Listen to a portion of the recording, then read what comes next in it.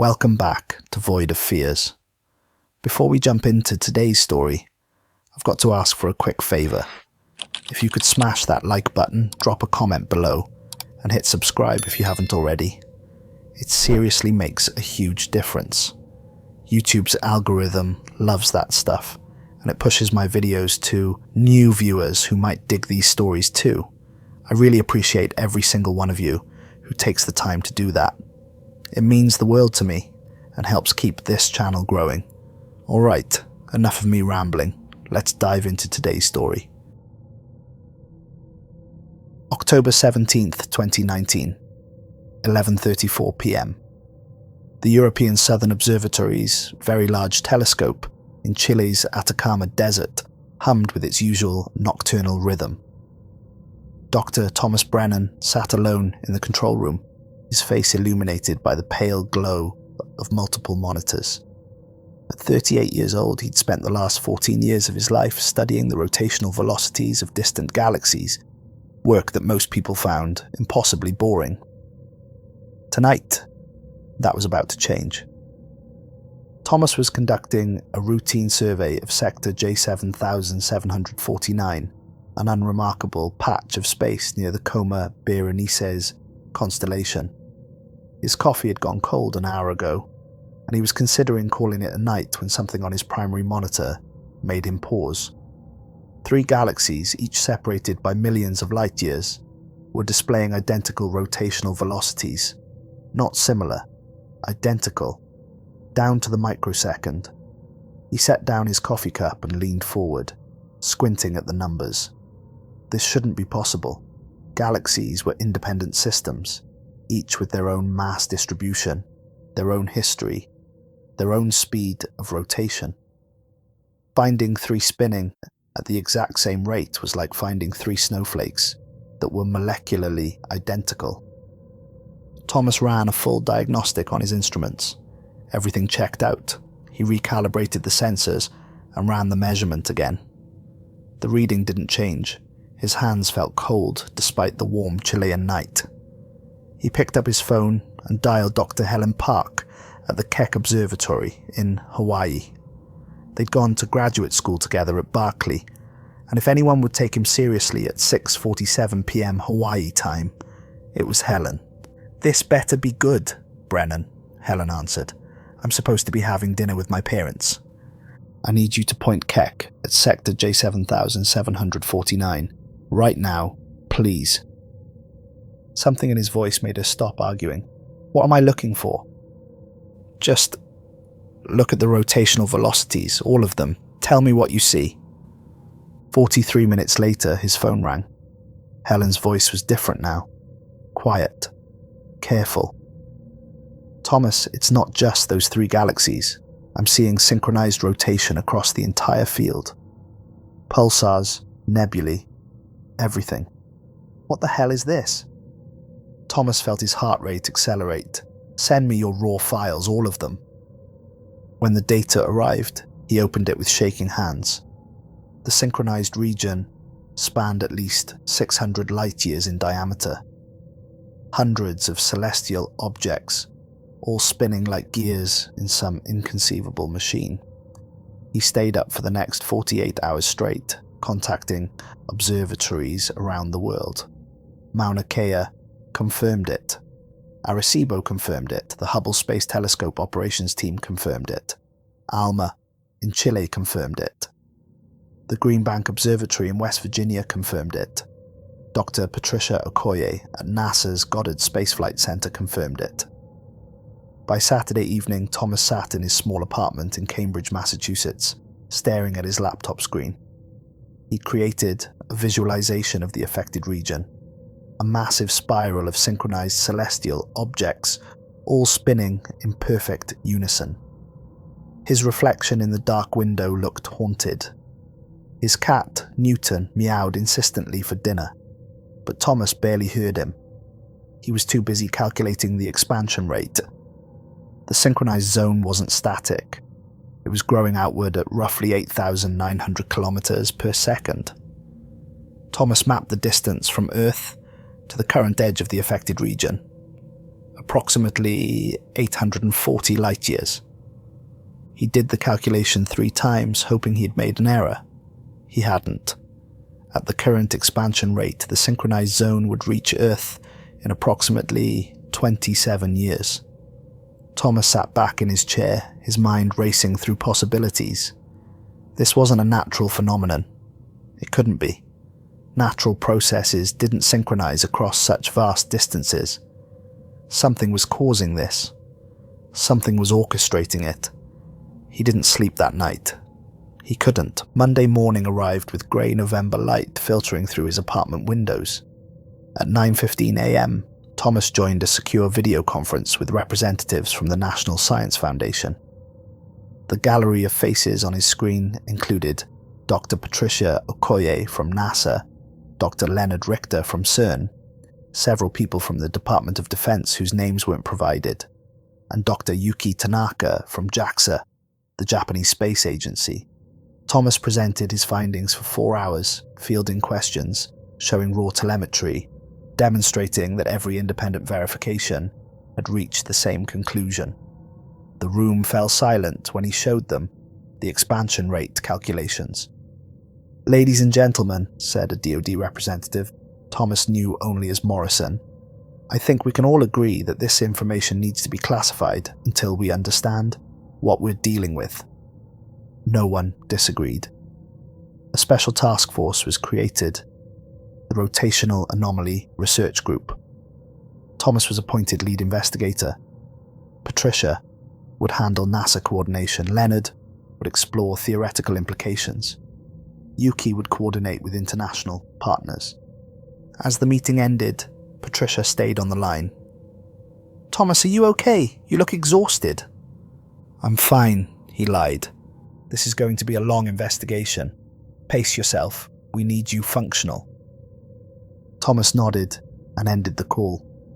He checked his phone and saw 17 missed calls from his ex-wife, Claire. His stomach dropped. Their daughter Sophie had a piano recital yesterday. He'd completely forgotten. He tried calling back, but Claire didn't answer. He sent a text. "I'm sorry, something important came up at work." He stared at the message for a long time before hitting send, knowing how inadequate it sounded. It was the same excuse he'd used 100 times before, the excuse that had ended their marriage 3 years ago. The investigation consumed him completely. Thomas began working 18-hour days, combing through decades of archived astronomical observations. He was looking for the beginning, the first sign of when this phenomenon had started. His apartment became a disaster zone. Papers everywhere, whiteboards covered in calculations, empty coffee cups and takeout containers piling up. He stopped going to MIT faculty meetings, stopped answering emails unless they were directly related to the investigation. One evening in late November, someone knocked on his door. Thomas opened it to find Dr. Michael Torres, his colleague from MIT's physics department, standing in the hallway with a bag of Thai food. "You look terrible," Michael said, pushing past him into the apartment. "When's the last time you ate real food?" Thomas couldn't remember. Michael cleared a space on the coffee table and unpacked containers of pad thai and curry. "People are worried about you, Thomas. You've basically vanished." "I'm working on something important." "I figured. Want to tell me what it is, or is it classified?" Thomas hesitated, then decided Michael deserved to know. He showed him the data, the expansion calculations, everything. Michael's expression changed from concern to disbelief to something approaching fear. "How long have you known about this?" 6 weeks. "And you've been carrying this alone?"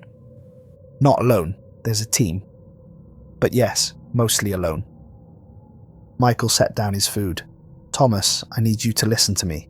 Whatever this is, whatever's happening out there, you can't solve it by destroying yourself. You have a daughter. You have people who care about you." "I know." "Do you?" "Because from where I'm sitting, it looks like you're trying to disappear into this work." Thomas didn't have an answer for that.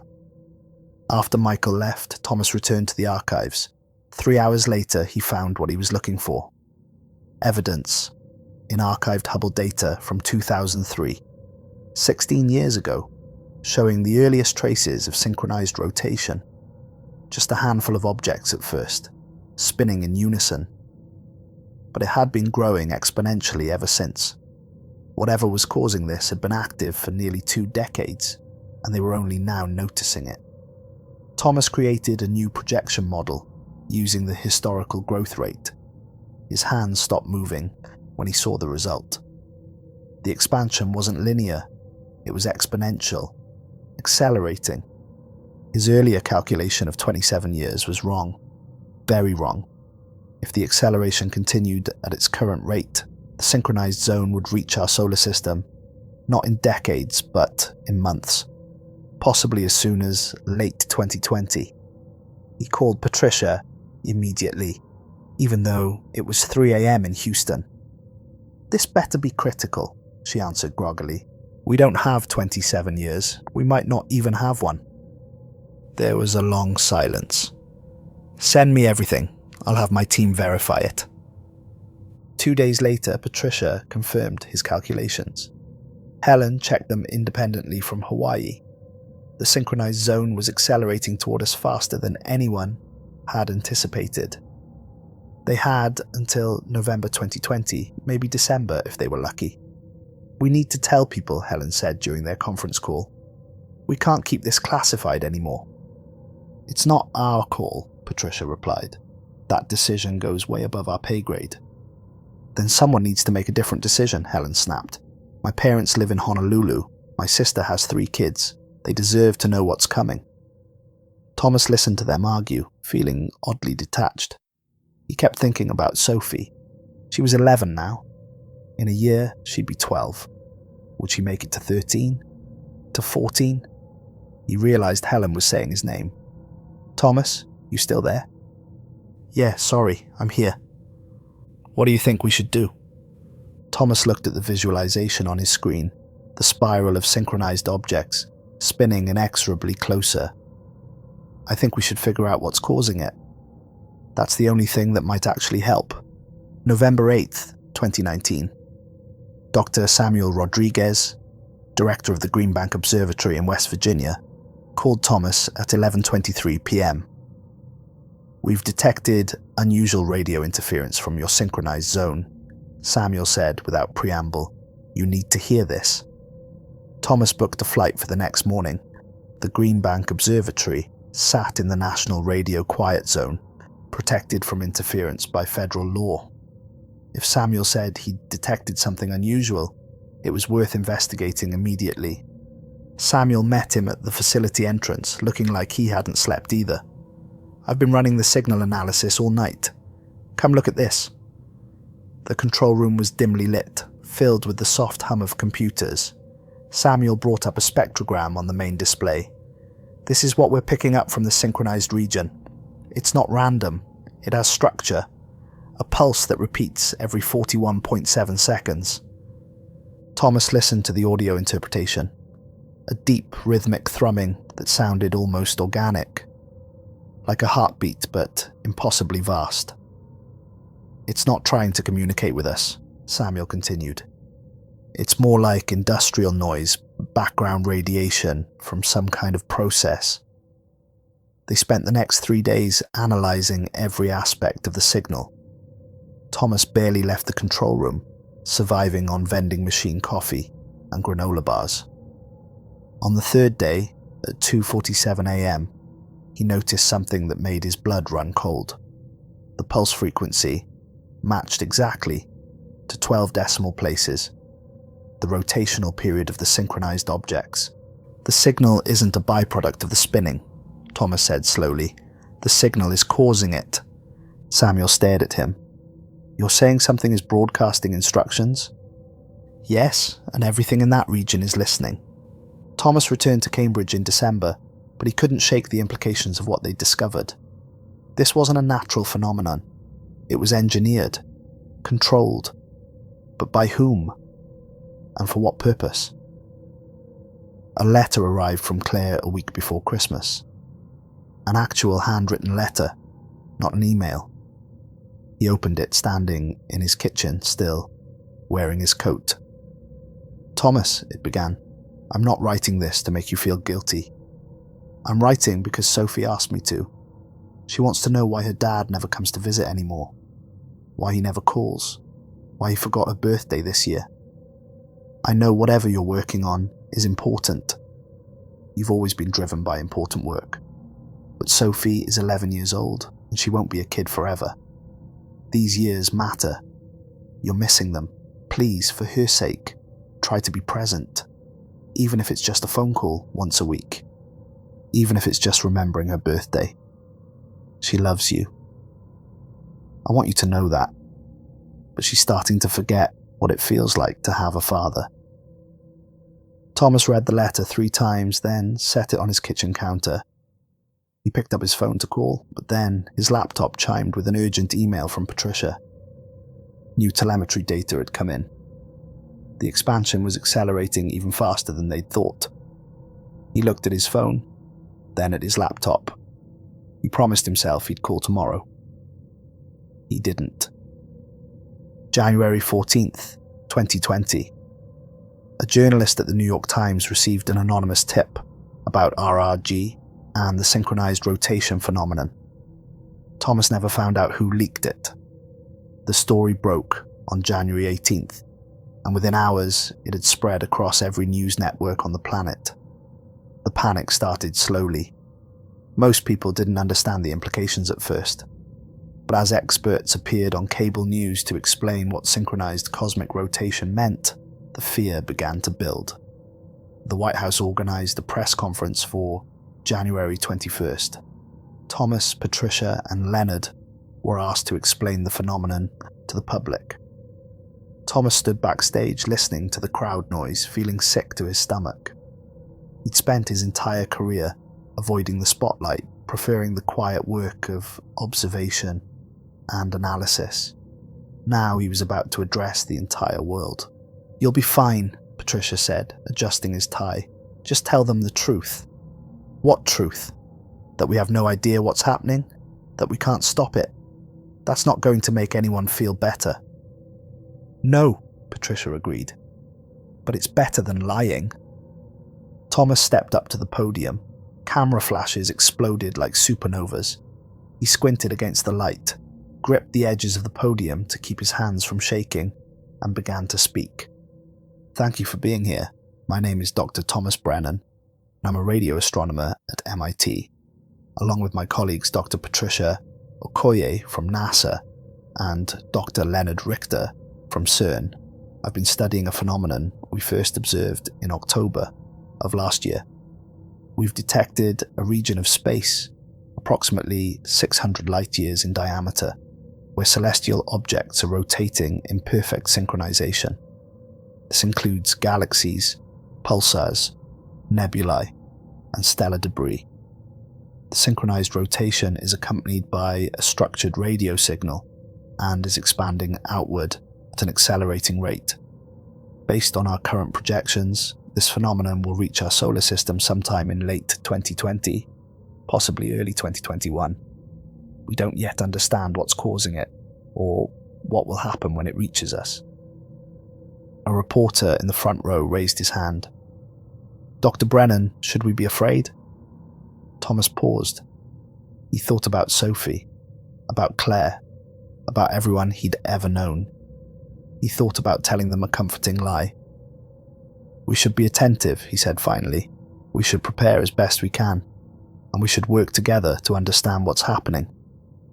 The stock market dropped 800 points the next day. February turned to March. As the COVID-19 pandemic swept across the globe, Thomas continued his work from his apartment. The world focused on a virus, but he watched something far more existential approaching. Governments issued conflicting statements. Religious leaders offered prayers. Conspiracy theorists flooded the internet with increasingly bizarre theories. Thomas ignored all of it and focused on the data. The synchronized zone was now expanding at nearly 12,000 kilometers per second. His projections kept getting worse. They didn't have until December. They had until November at the latest. He finally called Claire on March 28th. She answered on the 4th ring. "Sophie's asleep," she said. "It's 11:30 at night, Thomas." "I know. I'm sorry. I just needed to hear your voice. Both of your voices." There was a long pause. "You can't save everyone, Thomas. You know that, right?" "I'm not trying to save everyone. I just want to understand what's happening before it gets here." "And then what? What happens after you understand it?" Thomas stared at the ceiling of his dark apartment. "I don't know." "That's what I thought." Her voice was sad, not angry. "Thomas, I need you to hear me. Really hear me. Sophie needs you. Not your brain, not your research, not your understanding of cosmic phenomena. She needs her father. And whatever's coming, whatever happens in November, I wanted to know that her dad loved her enough to be there when it mattered." "I do love her." "Then prove it.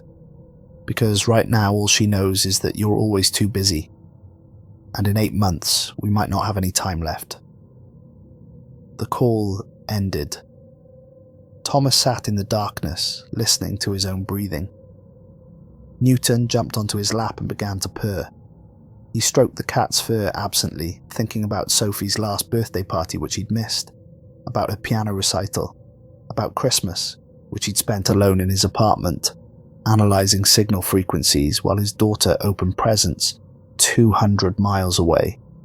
He opened his laptop and looked at the latest telemetry. The synchronized zone had grown to 1,200 light-years in diameter. The radio pulse had increased in intensity. The expansion rate continued to accelerate. Thomas closed his laptop and went to bed. For the first time in months, he didn't dream about spinning galaxies. He dreamed about Sophie at age 6, showing him a drawing she'd made of the solar system. In the dream, she kept asking him to name all the planets, and he kept forgetting them. Saturn, Mars, Earth. But there were others, ones he should know, ones that were important, and he couldn't remember their names, no matter how hard he tried. He woke up at 4:17 a.m. in a cold sweat, and the first thing he thought was that the dream was trying to tell him something. Not about the planets, but about memory, about forgetting, about the things we lose when we're not paying attention. He grabbed his laptop and pulled up the historical archive data again, but this time he wasn't looking at rotation rates. He was looking at star catalogues. Specifically, he was checking whether any stars had disappeared from observation over the past 16 years. It took him 6 hours to run the comparison algorithms. What he found made him call Patricia immediately, not caring that it was 5:23 a.m. her time. "Patricia, stars are missing." "What?" "From the synchronized zone, I ran a comparison between the 2003 catalogues and current observations. 47 stars that should be there aren't showing up anymore. They didn't go supernova. They didn't collapse. They just aren't there." There was a long pause. "That's not possible." "I know, but I've checked it 3 times. The stars that started spinning first, they're gone now. And if the progression continues, every star in that zone will disappear before it reaches us." "What's replacing them?" "Nothing, just empty space. Or what looks like empty space." "Jesus Christ, Thomas, if something is erasing stars..." "I know what it means," Thomas interrupted. "It means we're not looking at a phenomenon. We're looking at consumption. Something is eating its way through space, and the rotation is how it feeds." The implications settled over them like a burial shroud. Whatever was coming wasn't just arriving, it was devouring everything in its path, and the synchronized rotation was the first stage of digestion. Patricia's voice was barely a whisper. "How long do we have?" "Based on the consumption rate, the synchronized zone will reach the outer edge of our solar system by October, full contact with Earth by November 15th, give or take a week. We need to tell everyone, right now." "No," Thomas said, surprising himself. "We need to verify this with independent observations. We need to be absolutely certain before we announce that something is eating the universe." Give me 1 week to confirm. Patricia agreed, reluctantly. Thomas spent the next 7 days barely sleeping, coordinating with observatories around the world, comparing decades of stellar cartography, running simulation after simulation. Every analysis confirmed the same horrifying conclusion. Stars were disappearing at an accelerating rate, and the synchronized rotation was the harbinger of their erasure. But there was something else, something he noticed on the 4th day that he didn't tell anyone about. Not even Patricia. The missing stars weren't completely gone. Their gravitational signatures remained. Thomas could detect their mass, their pull on nearby objects, but the stars themselves had become invisible to every spectrum of observation. They were still there, in some sense, just removed from normal space, hidden, converted into something that couldn't be seen or measured directly. Whatever was causing the synchronized rotation wasn't destroying stars. It was transforming them, moving them somewhere else. The question was, where? Summer arrived hot and oppressive. The world had learned about the missing stars by late April, despite Thomas's attempts at verification first. Someone at the European Space Agency had leaked preliminary findings, and the panic that followed made the January revelation look calm by comparison. Governments began construction of deep, underground shelters. Religious movements fractured into competing eschatologies. The stock market became essentially meaningless as people stopped going to work. Sophie turned 12 in July, and Thomas didn't forget. He sent her a telescope, a good one, professional grade, along with a handwritten note explaining each constellation she could see from Massachusetts. He didn't call. He couldn't. What would he say? "Happy birthday, sweetheart. By the way, the universe is being consumed by an unknowable force, and you'll probably die before you turn 13. No. Better to send the gift and let her have one more summer of childhood." But Sophie called him. She called him at 9:47 p.m. on her birthday, and when Thomas saw her name on his phone screen, he almost didn't answer.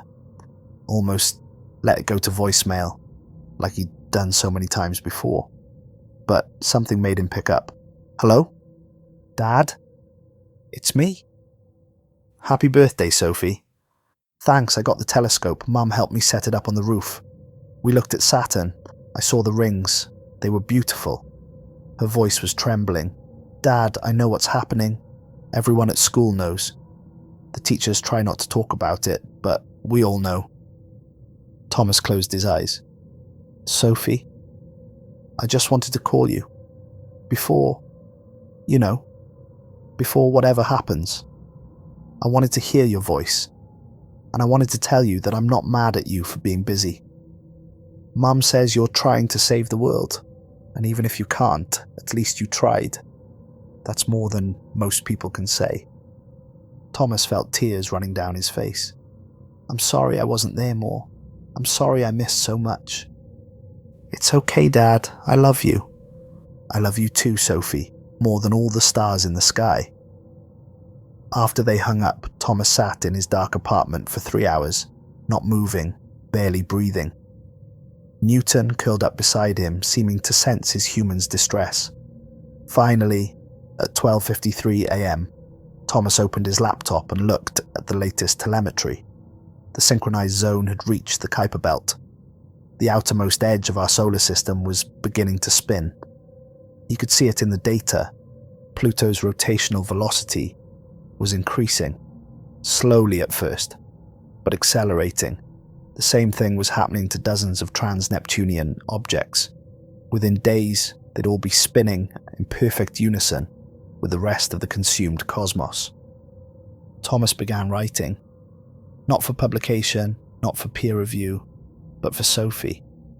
He wrote her a letter explaining everything he'd learned about the universe, about the beauty of nebulae and the physics of black holes, about the way light travels across impossible distances to reach our eyes, about how humanity was just a brief, brilliant spark in the infinite darkness, and how that made every moment precious.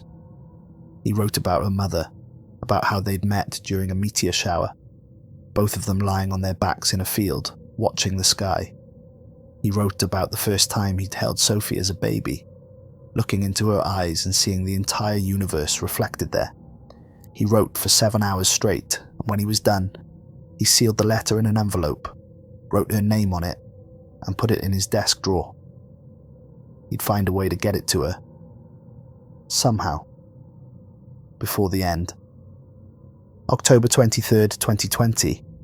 Every radio telescope on Earth received a synchronized transmission at exactly 9:47 p.m. Greenwich Mean Time. It lasted 1 minute and 47 seconds.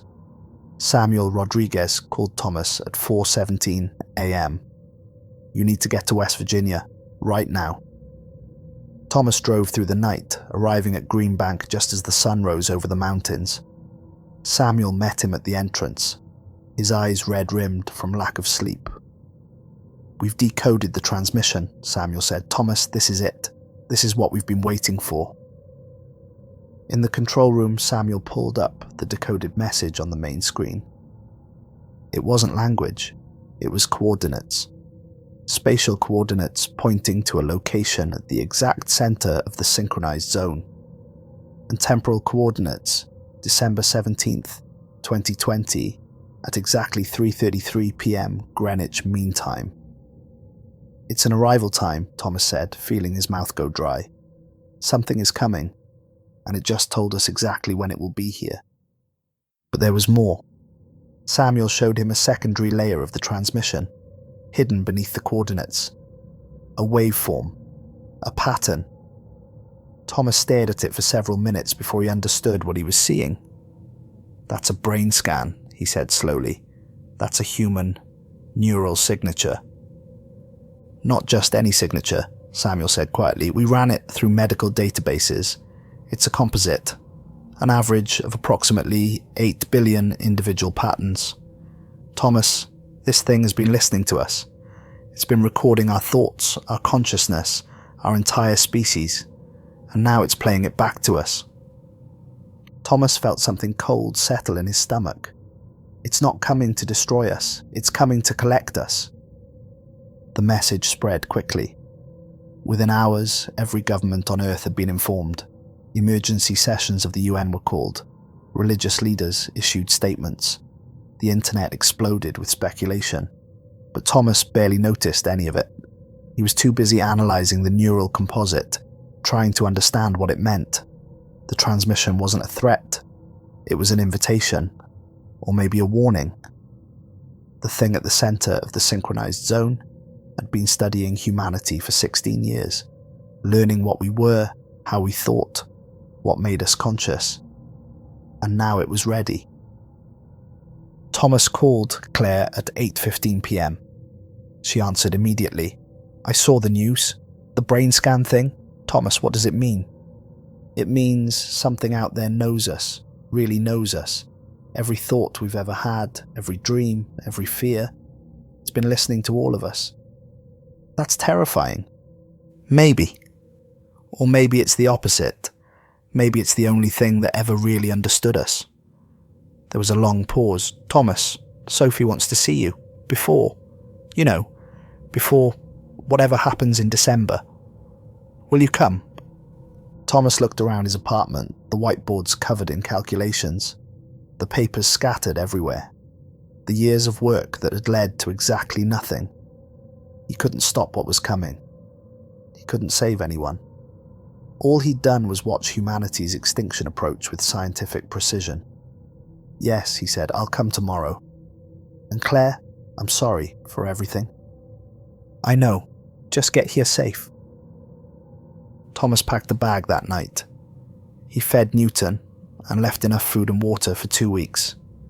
He looked at the letter to Sophie in his desk drawer and decided to bring it with him. Maybe he'd give it to her in person. Maybe he'd read it to her. Maybe he'd just hold on to it and tell her the things that mattered, face to face. He left Cambridge at 4:30 a.m. on October 25th and drove through the sunrise toward Claire's house. The roads were strangely empty. Most people had stopped commuting, stopped working, The world was winding down, preparing for whatever came next. He arrived at 8:15 a.m. Sophie ran out to meet him before he'd even turned off the car. She'd grown taller. Her hair was longer. She looked so much like Claire. Thomas got out and Sophie crashed into him, hugging him fiercely. "You came." "Of course I came." They went inside. Claire had made breakfast, pancakes, bacon, fresh coffee. They sat at the kitchen table like a normal family. And for a little while, Thomas could almost forget that the world was ending. Almost forget that in less than 2 months, something incomprehensible would arrive. Sophie told him about school, about her friends, about the telescope he'd sent her. "I've been using it every night," she said. "I can see Jupiter's moons now, 4 of them. They're so small, but so bright." "Galileo saw those same moons 400 years ago," Thomas said, "with a telescope much worse than yours. He was the first human to realize that not everything in the universe orbits Earth. Those tiny lights changed everything we thought we knew." "Do you think whatever's coming will change everything again?" Thomas met Claire's eyes across the table. "Yes, I think it will." The days blurred together. Thomas stayed with Claire and Sophie, helping around the house, cooking meals, playing board games, watching movies. Normal things, precious things. At night, he and Sophie would go up on the roof with a telescope, and he'd show her the stars. He didn't tell her that many of those stars were already gone, their light still traveling through space from objects that had been consumed months ago. He didn't tell her that the synchronized zone had reached Neptune, then Uranus, the rotational changes propagating inward through our solar system like ripples on a pond. He just showed her the beauty of what remained and tried to memorize the sound of her laugh. November arrived cold and grey. The news showed riots in major cities, mass migrations to rural areas, governments collapsing under the weight of existential dread. But in Claire's small house in western Massachusetts, there was peace, a small pocket of calm in the gathering storm. Thomas helped Sophie with her homework. He fixed the leaking gutter. He taught her how to make his grandmother's recipe for apple pie. Small things, important things, things he should have been doing all along. On November 8th, Patricia called. Thomas almost didn't answer, but Claire nodded at him. "Go ahead, you should know what's happening." He stepped outside and took the call. "Patricia." "Thomas, the synchronized zone reached Mars this morning. Jupiter and Saturn are spinning in perfect unison now. We have maybe 3 weeks before it reaches Earth." "I know." "Where are you?" "With my daughter." There was a long pause. "That's good. That's where you should be. Thomas, I wanted to tell you something before. You know, before the end. You were right about all of it. The consumption, the transformation, everything. We've been observing the center of the synchronized zone. With every instrument we have, there's something there. Something massive. We can't see it directly, but we can see its effects. It's like a hole in space, but not a black hole. More like a door. And the neural transmission, we think it's been copying human consciousness. Every person on Earth. Backing us up, maybe. Or preparing us for something. Preparing us for what? I don't know. But Thomas, I wanted you to know that your work mattered. Even if we couldn't stop this, you helped us understand it. That's worth something." Thomas looked up at the grey November sky. Somewhere up there, invisible to his eyes, the synchronized rotation was spreading. The universe was being reorganized according to some incomprehensible plan. "Thanks, Patricia, for everything. Take care of your daughter. I'm going to go spend time with my mum." They hung up. Thomas stood in the cold for a few minutes, then went back inside. Sophie was in the living room, reading a book about astronomy. She looked up when he came in. Was that about the spinning thing? "Yeah. Is it close now?" Thomas sat down beside her. "Yes, it's very close." Sophie closed her book. "Dad, I'm scared." Me too, sweetheart, me too. What do you think will happen when it gets here? Thomas thought about the missing stars that weren't really missing, about the neural transmission, about the door at the center of everything. I think something is going to change, something fundamental, but I don't think it's an ending. I think it's a transformation, like a caterpillar becoming a butterfly. We won't be what we were, but we'll still be something. Do you really believe that? Thomas pulled her close. I want to. And sometimes wanting to believe something is enough. The days counted down. November 15th came and went. The synchronized zone reached the moon. Thomas could see it now with his naked eye. A subtle shimmer in the lunar surface, like heat waves, as Earth's natural satellite began to spin in unison with everything else. The news had stopped broadcasting. Most infrastructure had broken down. But in Claire's house there was electricity, and heat, and food, and love. That's all that mattered now. December arrived with the first snow. Sophie built a snowman in the backyard, and Thomas helped her, packing snow with numb fingers, laughing as Newton watched from the window with obvious disdain. Claire made hot chocolate. They stayed up late playing cards. No one talked about the calendar. No one mentioned December 17th, but it hung over everything, an invisible weight pressing down on each moment. On December 10th, Thomas woke up at 3:17 a.m. with a certainty that he needed to look at the sky. He got dressed quietly and went outside. The night was clear and cold. Above him, the stars were moving. Not quickly, not dramatically, but moving. Spinning in a slow, vast rotation that shouldn't have been visible to the human eye, but was. The entire celestial sphere was turning, like a cosmic clock, and Thomas stood in his ex-wife's backyard, watching the universe prepare for transformation. Sophie came out in her pajamas and winter coat. I couldn't sleep either. They stood together, father and daughter, watching the sky spin. It's beautiful, Sophie said. I know it shouldn't be. I know it's probably going to kill us or change us or whatever, but it's beautiful. Yeah, Thomas agreed. It really is.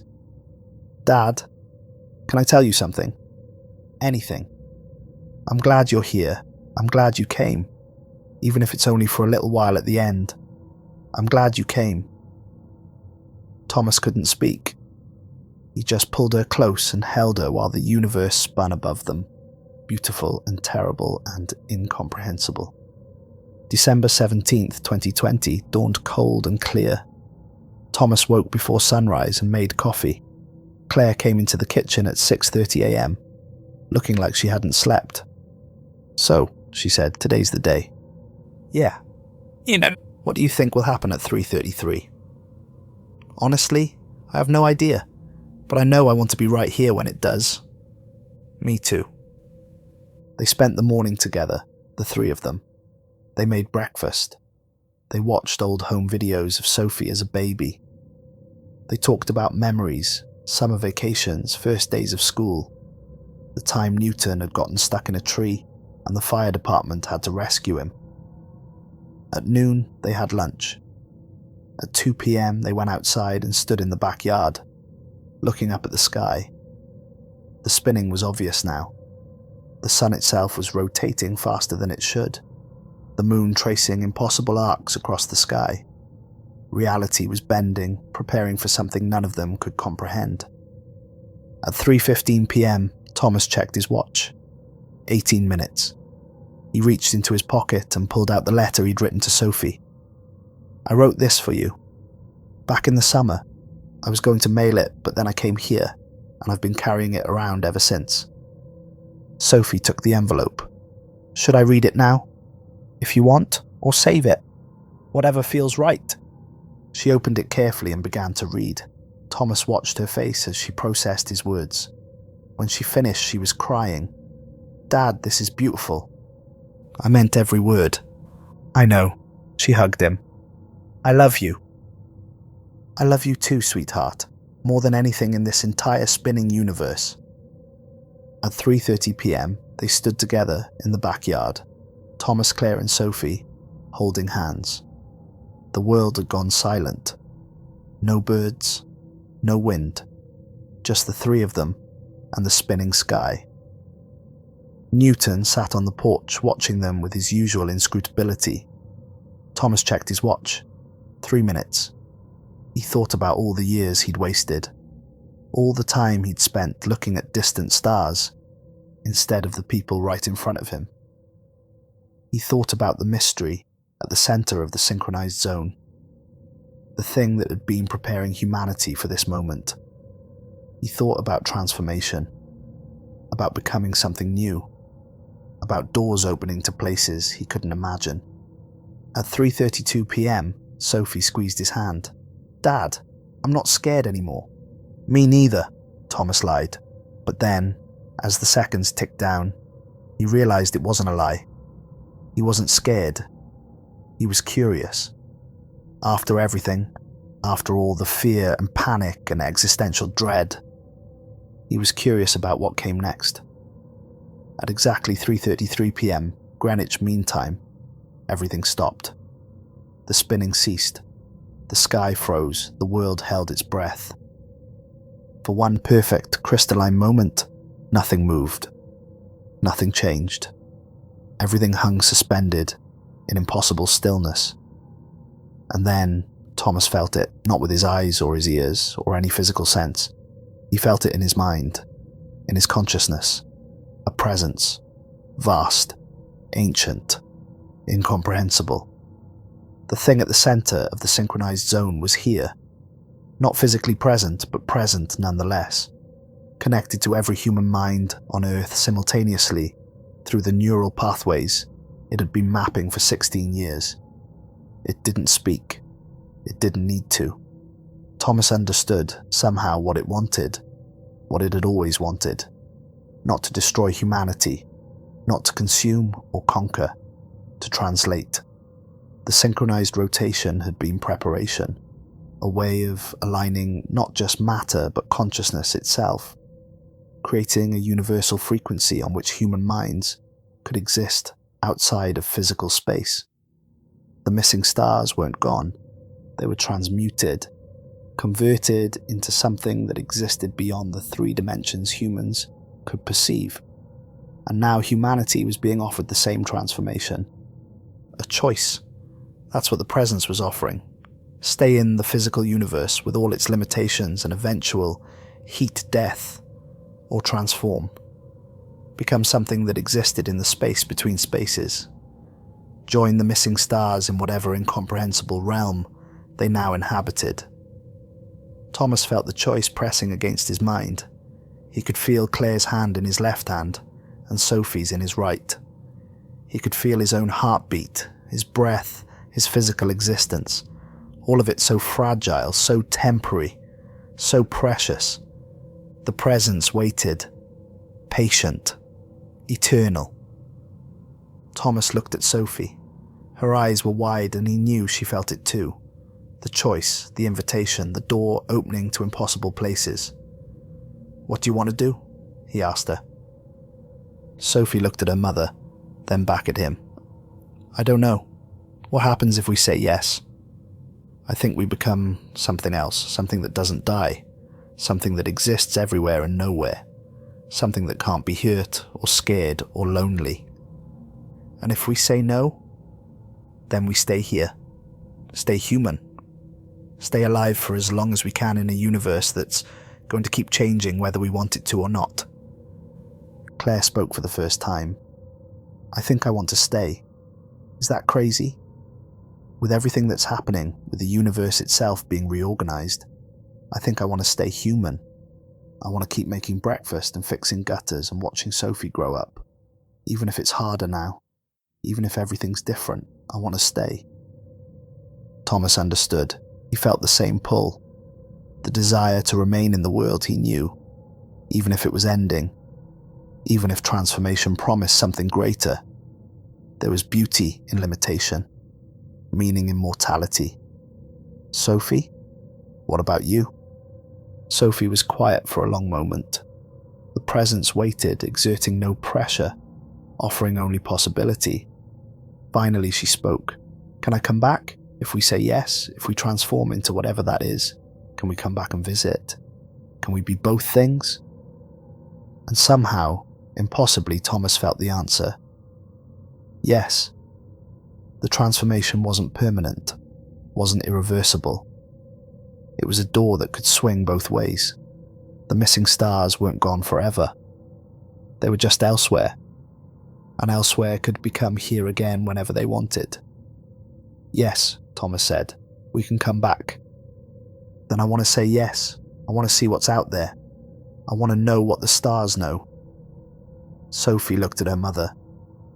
Is that okay, Mum? Claire was crying. Of course it's okay. You be brave. You go see everything there is to see, and you come back and tell me about it. Promise? I promise. Thomas felt the presence acknowledge their choice. Sophie had chosen transformation. Claire had chosen to remain.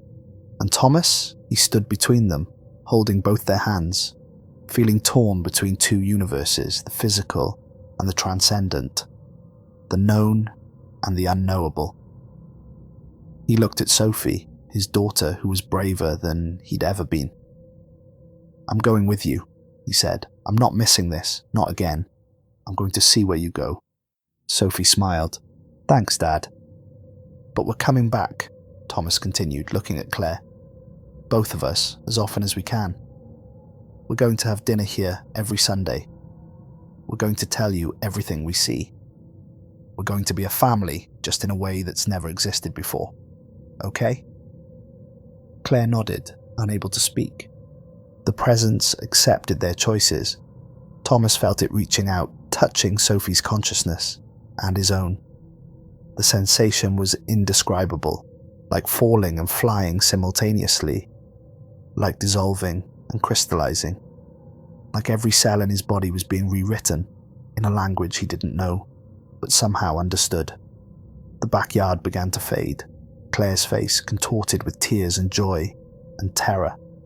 The house, the grey December sky, Newton on the porch, still watching with feline indifference, all of it becoming transparent, becoming memory, becoming something that existed both here and not here. And then Thomas and Sophie were elsewhere. Not in space, not in time, in the place where the missing stars had gone. It was vast beyond comprehension, infinite, filled with light that wasn't light and sound that wasn't sound. Thomas could see everything, all of space, all of time, every moment that had ever existed or would exist, spread out like a cosmic tapestry.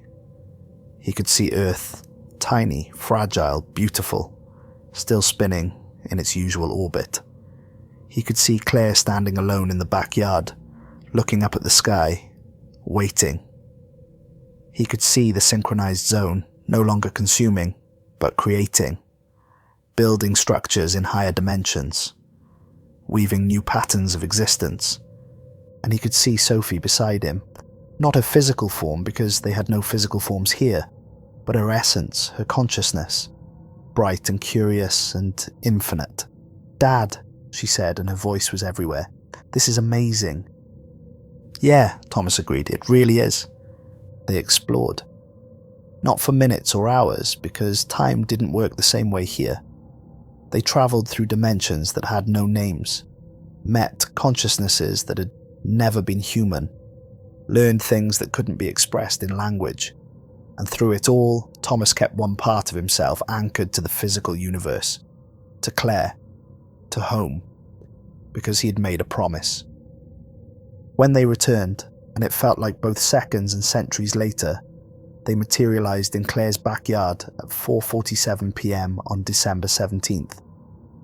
Claire was still there, sitting on the porch steps with Newton in her lap.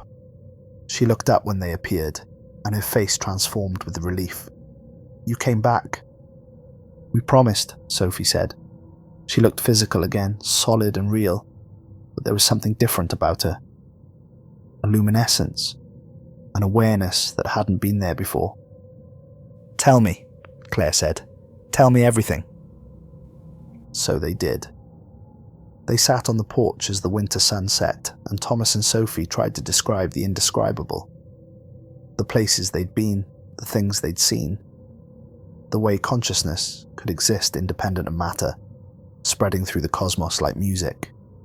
Claire listened, asking questions, trying to understand. Newton purred contentedly, unbothered by the metaphysical implications of dimensional transcendence. As darkness fell, Sophie yawned. "I'm tired. Is that weird? I don't think I have a physical body anymore, but I'm tired." "I think you can be whatever you want now," Thomas said. "If you want to be tired, be tired. If you want to sleep, sleep." "Can I sleep in my old room?" "Of course you can," Claire said. "Your bed is still there. Everything's still there." Sophie went inside. Thomas and Claire sat in silence for a while, listening to the sounds of a world that was both ending and beginning. Finally, Claire spoke. "So what now? What happens to everyone else?" "I think they get the same choice we did. Transform or stay. Become infinite or remain finite. The presence isn't forcing anyone. It's just offering." "And the ones who stay?" "Life continues, changed maybe, different, but continuing. The universe isn't ending, Claire. It's just expanding into places we never knew existed." "Are you staying? Tonight, I mean. Or do you have to go back to wherever you were?" Thomas looked at her, really looked at her. The woman he'd married, the woman he'd failed, the woman who'd raised their daughter while he chased stars.